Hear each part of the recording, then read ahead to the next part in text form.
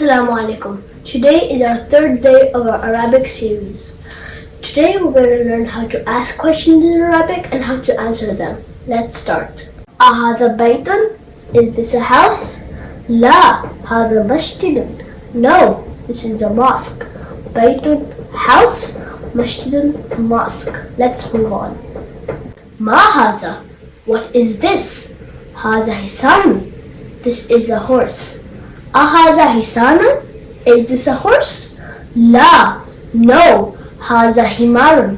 This is a donkey. Let's move on. We have learned zalika before, so now we're going to ask questions with zalika. Ma zalika? What is that?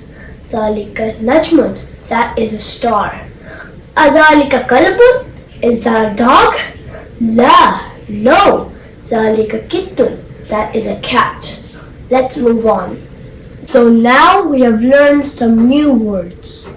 Horse, hisanun, donkey, himaran, star, najmun, and cat is kittun. One more time.